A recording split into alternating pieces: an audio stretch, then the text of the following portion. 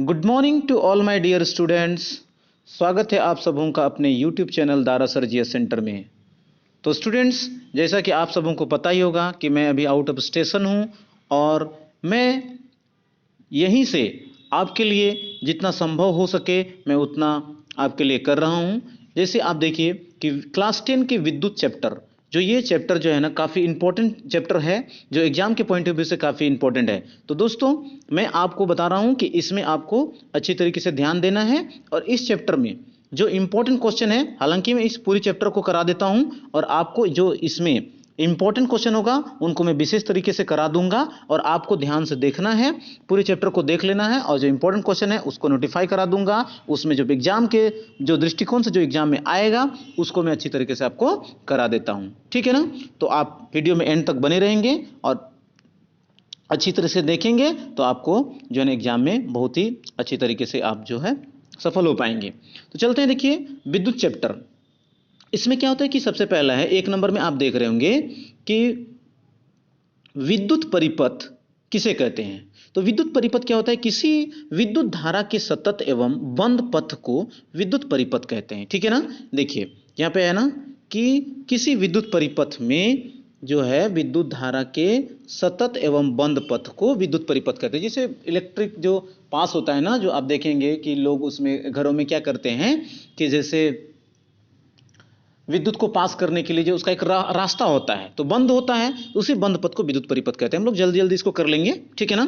विद्युत धारा किसे कहते हैं, तो देखिएगा कि विद्युत आवेश के प्रवाह, आवेश दो प्रकार के होते हैं, नेगेटिव चार्ज और पॉजिटिव चार्ज, मतलब धन आवेश और ऋण आवेश। तो जो विद्युत आवेश के प्रवाह की जो दर होता है इसी को क्या कहते हैं, विद्युत धारा कहते हैं। और ये जो विद्युत धारा है इसका एसआई मात्रक एम्पियर होता है। आपको ये चीज ध्यान देना है कि विद्युत धारा का एसआई मात्रक क्या है, एम्पियर है।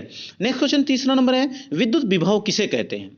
तो एकांक धन आवेश को, एकांक धन आवेश मतलब इकाई धन आवेश को, एकांक धन आवेश को अनंत से, जैसे अनंत, जैसे ये हो गया यहां से मान के कोई बिंदु है, इससे अनंत तक ले जाने में जो एक कोई कार्य किया जाएगा उसे विद्युत विभव कहते हैं। और विद्युत विभव का एसआई मात्रक क्या होता है, वोल्ट होता है। इसे भी से सूचित करते हैं, ध्यान रखिएगा। दोस्तों, आपको करना क्या है कि इन सभी क्वेश्चन को एक एक बार आपको नोट करके पढ़ लेना है, बाकी सही हो जाएगा। देखिए विभव, विभव या वोल्ट याद रखिएगा, ये आ जाएगा विद्युत विभव या विद्युत वोल्ट, जो है इसमें वोल्ट इसका मात्रक होगा, इसे 20 से सूचित करते हैं। चौथा नंबर, 1 किलोवाट घंटा जो है ना कितने जूल के बराबर होते हैं। तो ये क्वेश्चन इंपॉर्टेंट है, ध्यान रखिएगा कि 3.6 गुना 10 पे पावर 6 जूल 1 किलोवाट घंटा। अब ये किलोवाट घंटा क्या है, KWH, ये विद्युत ऊर्जा का व्यापारिक मात्रक है, ठीक है। ये आगे भी आपको मिलेगा। देखते हैं नेक्स्ट क्वेश्चन क्या है, आर प्रतिरोध तथा धारा आई वाले तार में उत्पन्न ऊष्मा के लिए सूत्र क्या है। देखिए H बराबर आई स्क्वायर आर टी, ठीक है ना। H बराबर आई स्क्वायर आर टी, ये जो है ना आपका फॉर्मूला है, ठीक है। इसको आपको ध्यान में रखना है। अब देखिए ताप दीप्त लैंप के टंगस्टन धातु का ताप किस पर कार्य करता है, तो 2700 डिग्री सेल्सियस पर यह काम करता है। ये उतना इंपॉर्टेंट नहीं है, फिर आपको देख लेना है।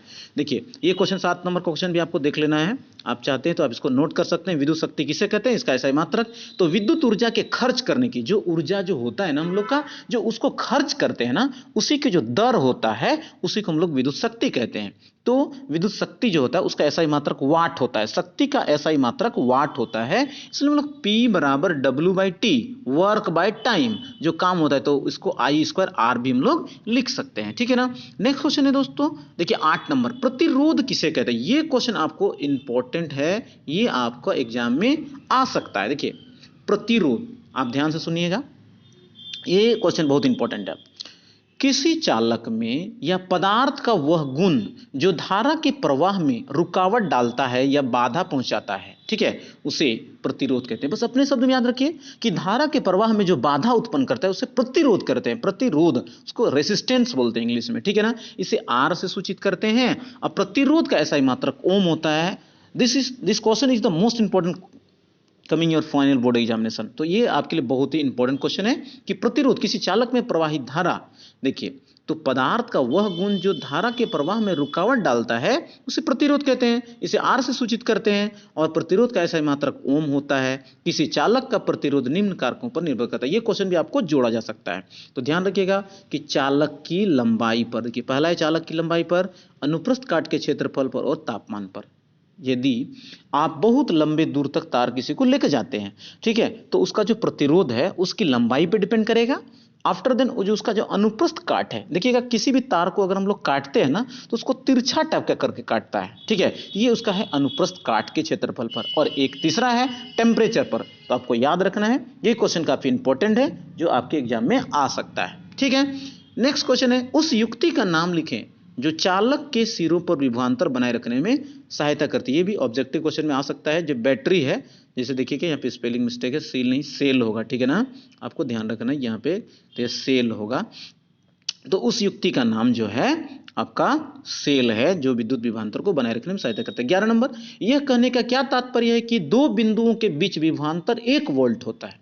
देखिए आप आराम से इसको चाहेंगे तो नोट भी कर सकते हैं। यदि दो बिंदुओं के बीच 1 कूलम आवेश को एक बिंदु से दूसरे बिंदु तक ले जाने में 1 जूल का कार्य किया जाता है तो उन बिंदुओं को के बीच एक विभवांतर 1 वोल्ट होता है। मतलब एक बिंदु से, यदि दो बिंदुओं के बीच का कूलम आवेश को एक बिंदु से दूसरे बिंदु तक, स्टूडेंट्स आपको ध्यान क्या रखना है ना कि इसमें आप किसी कॉपी से नोट करोगे, किसी टीचर ने आपको पढ़ाएंगे या फिर जो भी आप करोगे तो आपको याद तो करना ही पड़ेगा ना, इसलिए आपको ध्यान से देखना है। ये काफ़ी जो है ना हाथ से लिखा हुआ है और ये आपके फायदेमंद होंगे, ठीक है ना, इसलिए आपको अच्छी तरीके से ध्यान से देखना है और पढ़ना है तो फिर आप अच्छा करेंगे, ठीक है। अब देखिए आपके लिए बहुत ही इंपॉर्टेंट क्वेश्चन, ओम का नियम, ओम्स लॉ, आपको कोई भी व्यक्ति सजेस्ट करेंगे विद्युत चैप्टर से तो ये क्वेश्चन जो है ना आपके एग्जाम में आने का 90% चांस रहता है प्रत्येक बार बोर्ड एग्जाम में। तो ओम्स का नियम आपको याद रखना है, ओम का नियम। देखिए इसे मैं आपको चुटकी में याद करवा दूंगा। देखिए क्या है ना कि ओम का नियम, अचर ताप पर किसी चालक में प्रवाहित धारा चालक के दोनों सिरों के बीच उत्पन्न विभवांतर का समानुपाती होता है। पहले आपको ये रट लेना है, ठीक है। अचर ताप पर, अचर मतलब निश्चित ताप पर, तो अचर ताप पर किसी चालक में प्रवाहित धारा चालक के दोनों सिरों के बीच उत्पन्न विभवांतर का क्या होता है, समानुपाती होता है, ठीक है ना, समानुपाती होता है। तो यदि चालक के सिरों के बीच विभवांतर भी, देखिए विभवांतर भी, धारा आई और आर उसका प्रतिरोध होता है, ठीक है ना, तो आपको याद क्या करना है कि भी समानुपाती आई। अब भी बराबर समानुपाती हटेगा तो आई है और यहां एक आर लग जाएगा, इसको नियतांक बोलते हैं। तो आपको याद क्या रखना है ओम का नियम में कि अचर ताप पर किसी चालक में प्रवाहित धारा चालक के दोनों सिरों के बीच उत्पन्न विभवांतर का समानुपाती होता है, ठीक है ना। तो इसमें क्या है, ये देखिए यदि चालक के सिरों के बीच का विभवांतर भी तथा धारा आई हो तो ओम के नियम से भी समानुपाती आई, देखिए यहां पे लिखा हुआ है ना भी समानुपाती आई, भी बराबर आई आर, समानुपाती हट गया आई लग गया आर, जहां आर एक क्या है, नियतांक है। नियतांक मतलब एक नियत अंक, एक निश्चित अंक होता है। आपको करना क्या, इसके बाद ये चित्र बना लेना है। देखिए कुछ नहीं है, ये इस तरह का आपको चित्र जो है ना ये कर देना है कि इस तरह से बना करके यहाँ पर एक प्रतिरोध लगा देना है, एमीटर ए, ये पुश बटन के है, ठीक है ना, ये देखिएगा। इसके बाद विभवांतर भी है, ये भी ठीक है, विभवांतर। तो इस तरह से एक आपको चित्र बनाने का अभ्यास कर लेना। पहले आपको परिभाषा लिख देना है, ठीक है, इसके बाद चित्र देख लेना है, तब जाकर इसी चित्र से देख कर किसी फिगर से आपको लिख देना है। देखिए नीचे क्या लिखा हुआ है, ठीक है ना, आप आराम से कर सकते हैं। इस नियम के सत्यापन के लिए परिपथ में एमीटर ए को, देखिएगा मेरी आवाज आप सुनेंगे तो आपको बिल्कुल समझ में आएगा और आप चित्र देखते जाइए।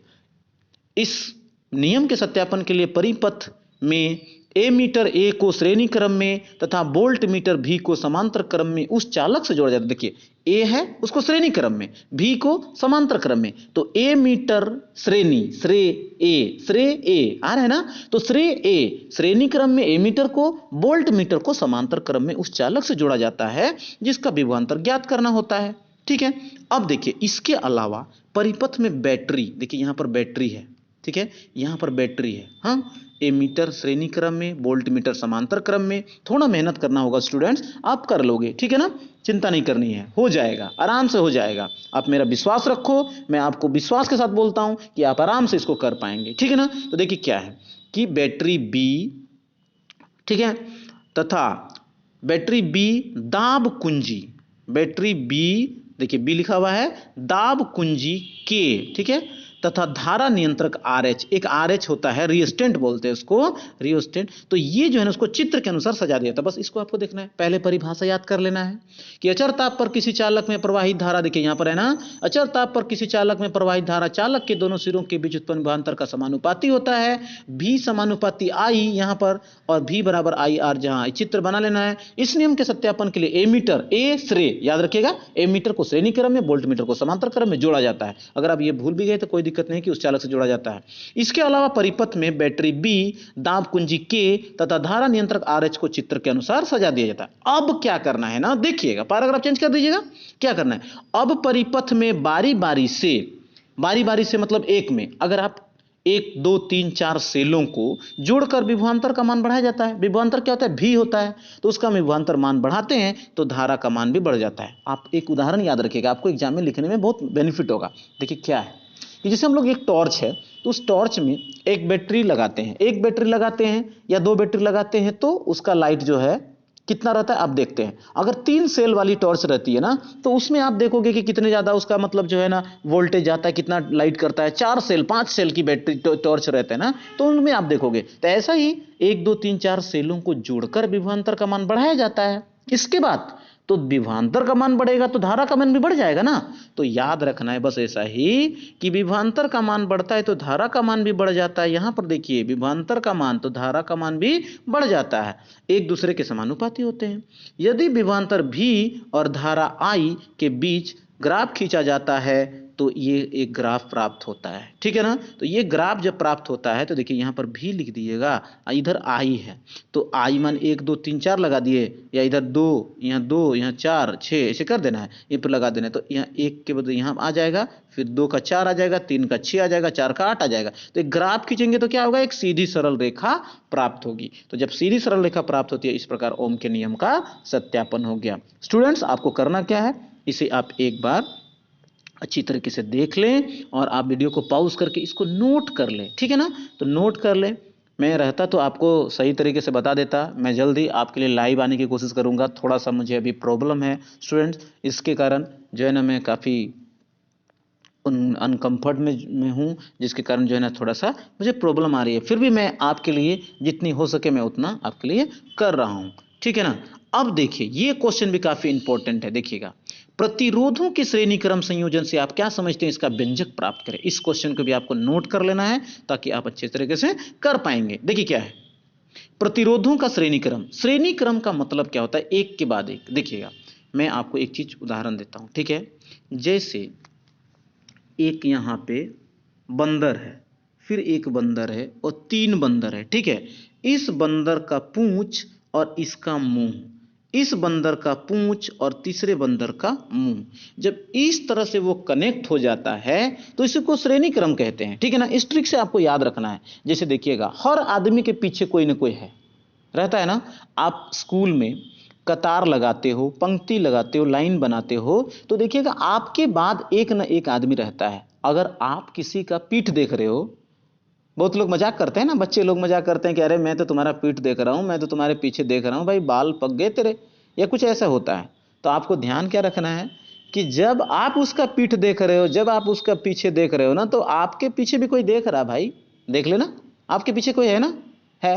अभी आप जहां भी खड़े हो, जहां भी बैठे हो, आपके पीछे कोई है।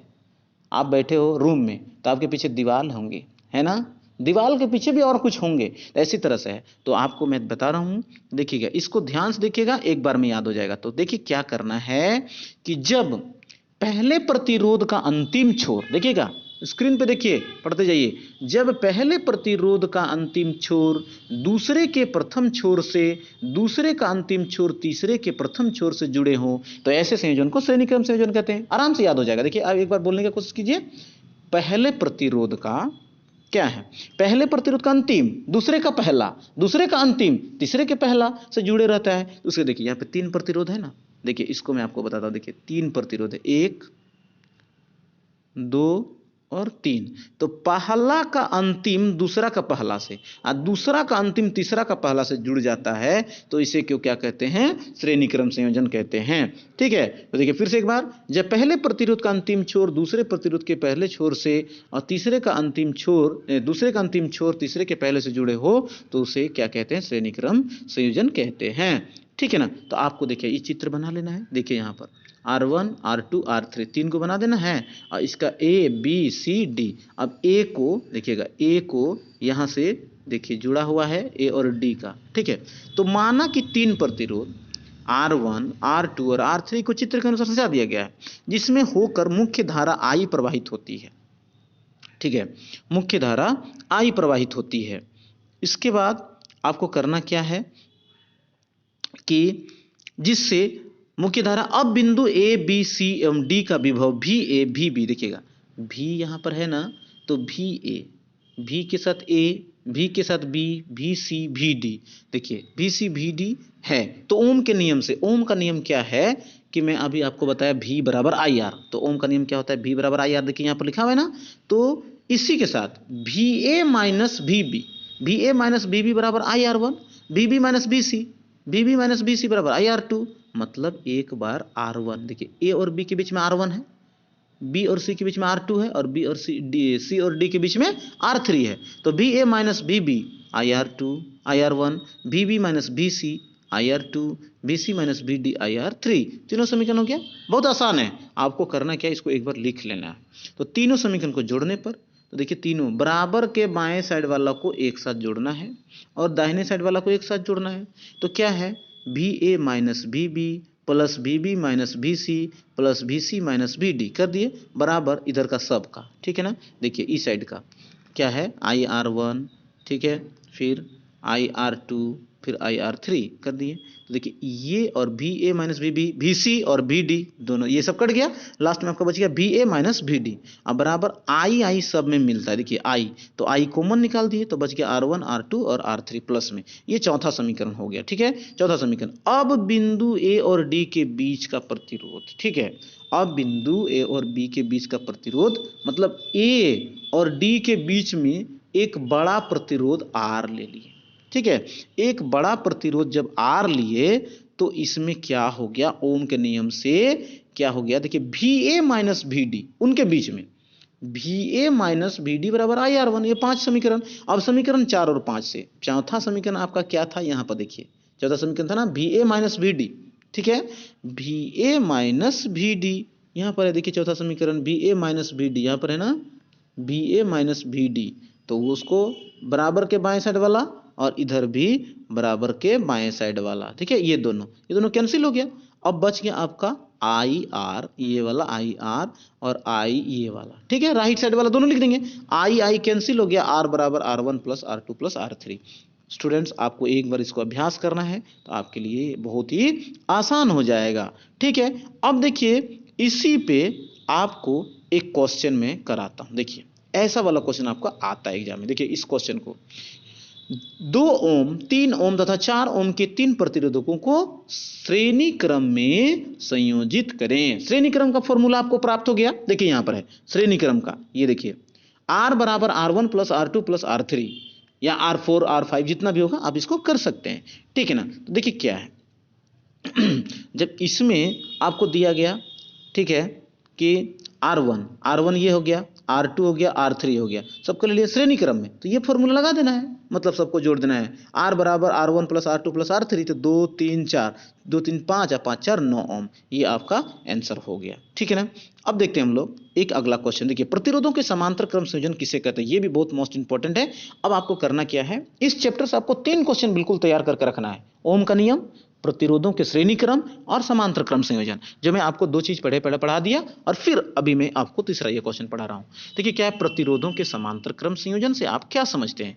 तो समांतर क्रम संयोजन में क्या होता है, श्रेणी में आपने क्या देखा था कि एक का पूंछ एक का मुंह, ठीक है, पहला का पूंछ दूसरा का मुंह, दूसरा का पूंछ तीसरा के मुंह से जुड़े रहता है, तो उसे श्रेणी क्रम कहते हैं। जैसे आप घरों में तार होता है ना, उन तार को देखिएगा एक घर से बिजली को लेकर दूसरे घर में भी ले जाते हैं, तो ये आपका हो गया। ठीक है, फिर आगे देखिए इसमें क्या है कि सभी तार का तीन तार रहेंगे, उन तारों का एक छोर एक बिंदु पर जोड़ दिया और दूसरा छोर दूसरे बिंदु पर जोड़ दिया। अधिकतर हम लोग घरों में ऐसे समांतर क्रम संयोजन का ही प्रयोग करते हैं, ठीक है ना। तो देखिए क्या है, जब अनेक प्रतिरोधों का एक छोर, अनेक प्रतिरोधों का एक छोर एक बिंदु पर तथा दूसरा छोर दूसरे बिंदु पर अंकित हो तो ऐसे संयोजन को समांतर क्रम संयोजन कहते हैं। जब देखिए अनेक प्रतिरोधों का, तीन प्रतिरोध है R1 R2 और R3, इस सब का मुंह एक जगह A पर है और दूसरा का लास्ट वाला B पर है, ठीक है। और विभवांतर ये देखिए यहां से जुड़ गया, V हो गया। हाँ देखिएगा आप सब चीज मिलेगा। R1 R2 तीन तार था, तीनों को A में जोड़ दिए यहाँ पर और फिर B में यहाँ पर जोड़ दिए और इसके साथ विभवांतर इसके साथ कनेक्ट कर दिए यहाँ पर बोल्ट, ठीक है, बोल्ट मीटर। अब इसके साथ ये जो है ना यहाँ पे बैटरी हो गया। अब इसको सिद्ध कैसे करना है, देखिए माना कि तीन प्रतिरोध R1 R2 और R3 को चित्र के अनुसार सजा दिया गया। चित्र बनाने का अभ्यास कर लेना है आपको, तीन को प्रतिरोध आपको बना देना है, ठीक है। देखिए ऐसे ऐसे बना देना है तीन को। अब इसका एक छोर सब ऐसे कर देना है और इसका सब एक छोर ऐसे कर देना है, इसको बोल्ट मीटर से आपको जोड़ देना है, ठीक है। और फिर यहाँ पर आपको बैटरी लगा देना है। इस तरह से आप देखेंगे तो आराम से बन जाएगा, ठीक है ना। अब क्या हो गया कि तीन प्रतिरोध आपका बन गया। अब माना कि तीन प्रतिरोध R1 R2 और R3 को चित्र के अनुसार सजा दिया जाता है। अब जिससे होकर मुख्य धारा क्या प्रवाहित होती है, आई प्रवाहित होती है, जो बाद में I1 I2 और I3 में बट जाता है, ठीक है। अब आपको देखना क्या है कि जब बट गया तो क्या होता है, ओम के नियम से, ओम का नियम अभी आपने पढ़ा था, V बराबर क्या होता है, IR होता है। तो अगर हम लोग I निकालना चाहेंगे तो R नीचे नहीं आएगा, R मतलब V/R होगा ना। ये I अगर फाइंड आउट करेंगे तो V/R होगा कि नहीं, ठीक है। फिर से एक बार देखिए, V बराबर IR। अगर हम लोगों को I चाहिए तो V इसको नीचे लाएंगे तो V/R होगा, बराबर I मिल गया। तो देखिए यहाँ पर वही चीज है, आपको करना क्या है, I बराबर V/R। तो I1 तीन गुना I है इसमें, तो I1 बराबर VA माइनस VB। वही चीज देखिएगा कि यहाँ से यहाँ तो VA और VB, तो VA माइनस VB बटा R1। फिर VA I2 निकालेंगे, दूसरा I2 तो VA माइनस VB बटा R2। 3 में निकालेंगे तो VA माइनस VB बटा R3। अब तीनों समीकरण को फिर से जोड़ेंगे तो बराबर के बाएं साइड वाला को बाएं साइड के साथ जोड़ेंगे, I1 plus I2 plus I3 बराबर, फिर इस साइड वाला को तीनों को जोड़ते हैं। तो देखिए तीनों को जब जोड़ेंगे तो I यहाँ पर तो सब I1 I2 I3 किसका बच्चा है, I का बच्चा है, ठीक है। अब यहाँ पर आप देखिए ये सब किसका बच्चा, I का, तो इसके बदले I लिख दिए।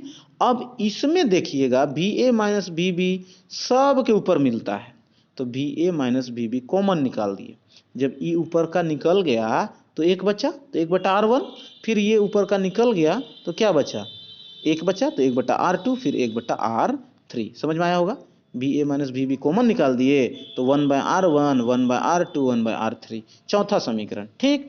अब फिर वही सिस्टम जो आपने देखा था, A और B के बीच बड़ा प्रतिरोध R लिए, तो फिर उसी में ओम का नियम क्या होता है, V बराबर IR।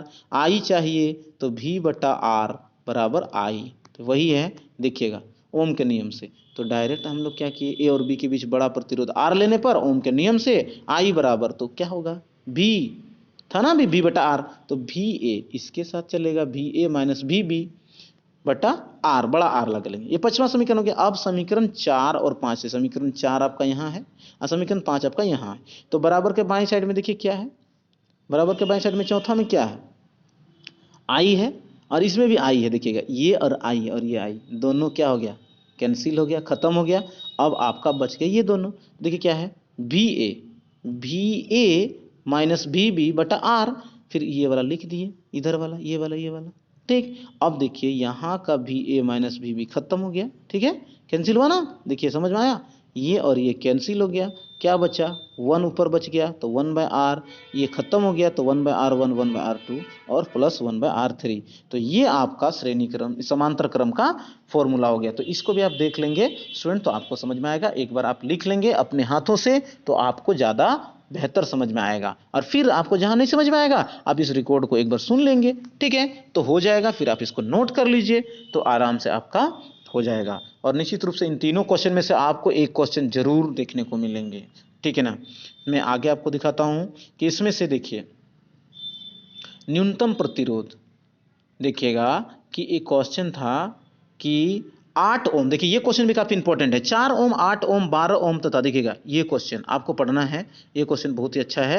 4 ओम, 8 ओम और 12 ओम तथा 24 ओम के प्रतिरोध के 4 कुंडलियों को किस प्रकार संयोजित करेंगे कि उसका अधिकतम। तो देखिए जब कभी भी अधिकतम प्रतिरोध की बात करेगा तो आपको श्रेणी क्रम में जोड़ देना है, अधिकतम मतलब हाईएस्ट, तो उसको सीधा सीधा जोड़ देना है, ठीक। तो इसमें कितना प्रतिरोध है भाई, आप देखिए 4 ओम, 8 ओम, 12 ओम, 24 ओम, तो अधिकतम और न्यूनतम। तो पहला में देखिए मैं यहाँ पे आपको बताया हूं कि देखिए क्या है कि जब आपको अधिकतम प्रतिरोध प्राप्त करने बोले तो अधिकतम प्रतिरोध प्राप्त करने के लिए प्रतिरोधों को श्रेणी क्रम में जोड़ा जाता है। तो श्रेणी क्रम में क्या होता है, सूत्र सीधा सीधा जोड़ देना, R1 plus R2 plus R3 plus R4 जितना भी रहे सब कर देना है। तो देखिए R1 कितना था 4, फिर R2 R3 सब को आपको यहां पर जोड़ करके 48 ओम, आपका ये आंसर हो गया। याद रखना है कि अधिकतम प्रतिरोध बोलेगा तो आपको सबको सीधे सीधे श्रेणी क्रम में जोड़ देना है, और न्यूनतम प्रतिरोध, निम्नतम, न्यूनतम, लोवेस्ट बोलेगा तो आपको समांतर क्रम में जोड़ना है। और समांतर क्रम का फॉर्मूला क्या होता है, बट्टा वाला, 1/R1 plus 1/R2 plus 1/R3 plus 1/R4, आप जितना भी रहे आप उधर लगा देना। तो देखिए क्या है, न्यूनतम प्रतिरोध प्राप्त करने के लिए प्रतिरोधों को समांतर क्रम में जोड़ा जाता है। तो समांतर क्रम का ये रहा फॉर्मूला, 1/R1 1/R2 1/R3, तो 1/4 1/8 1 बैठा दिए।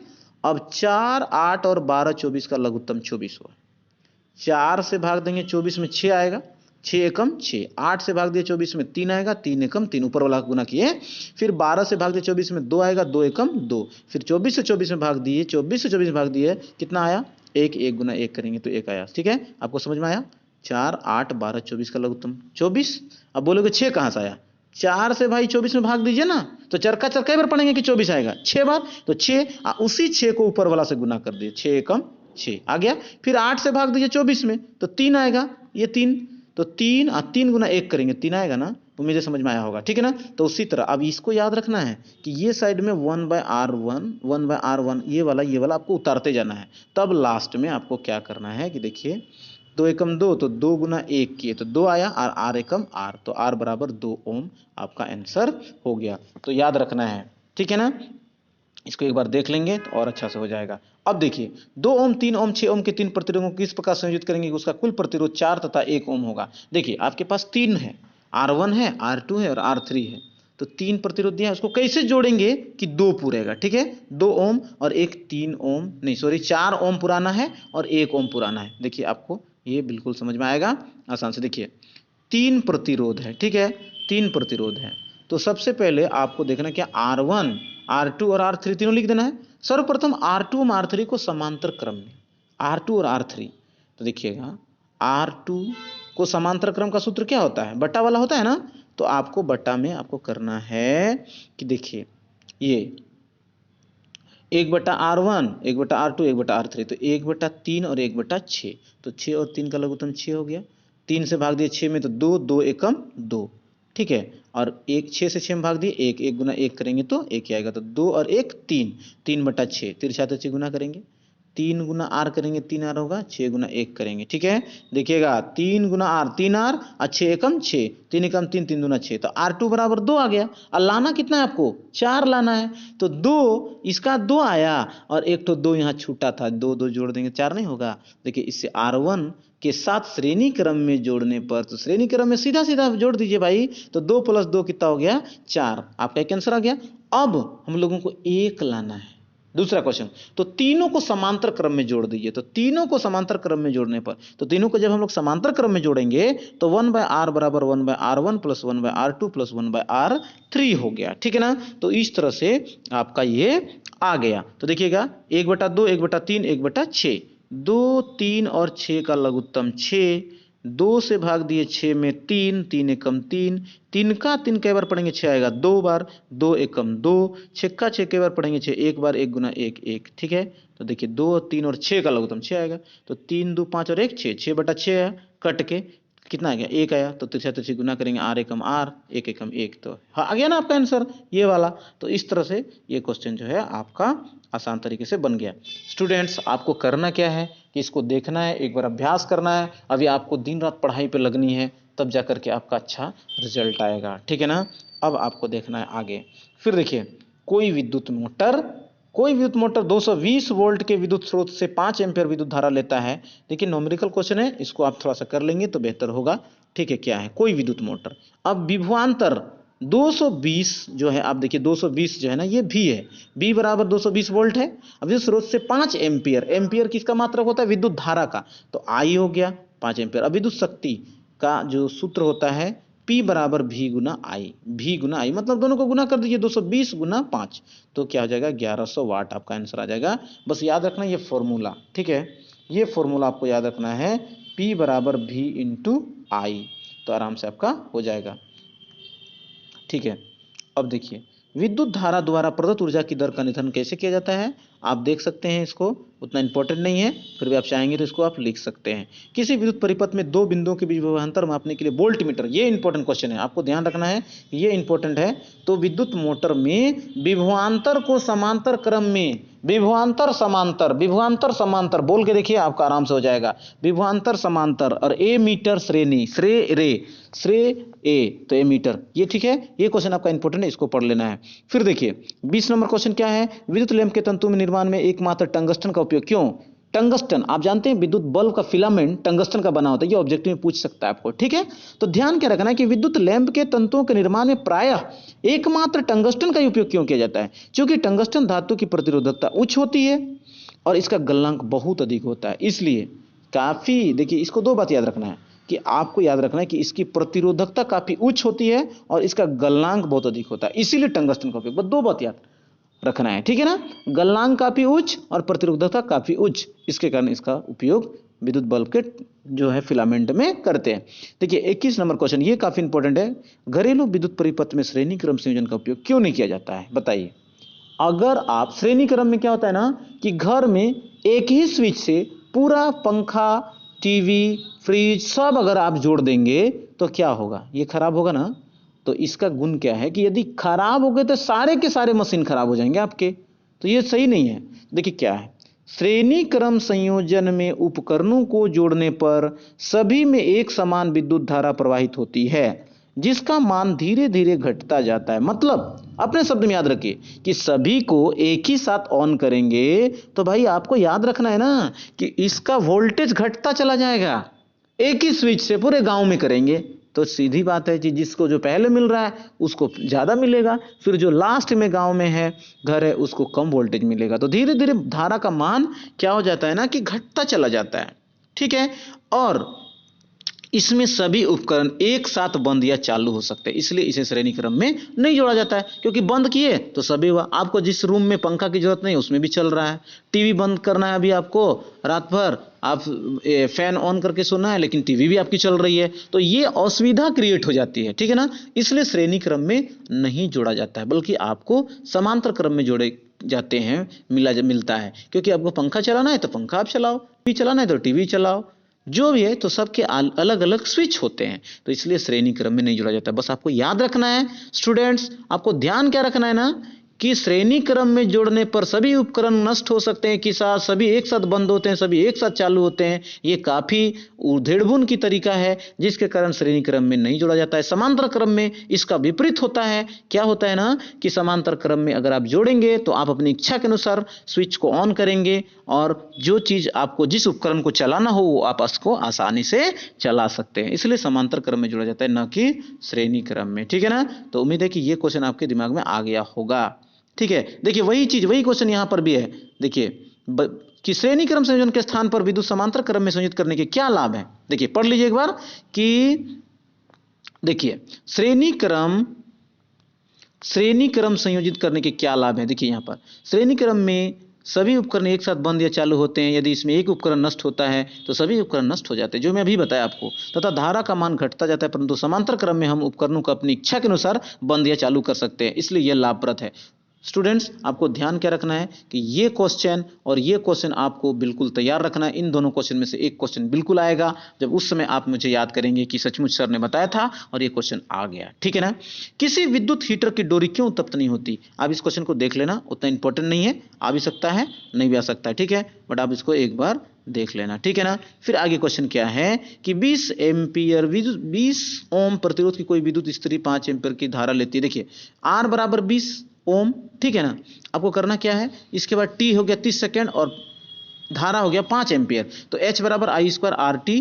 तो आई स्क्वायर आर टी अगर ये फॉर्मूला आप याद रखेंगे तो आपका हो जाएगा। देखिएगा इसको आप एक बार देख लीजिएगा, ठीक है ना।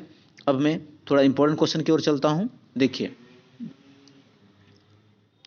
ये सब क्वेश्चन आपको एक झलक देख लेना है, ठीक है, देख कर पार कर देना है, बाकी ठीक है।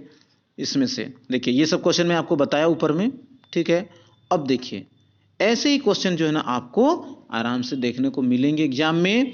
तो स्टूडेंट्स आपको मेहनत करनी है, मेहनत के आगे कभी भी आप असफल नहीं होते हो। आप मेहनत करोगे तो भगवान आपको देखेंगे और आप अच्छी तरीके से कर पाएंगे।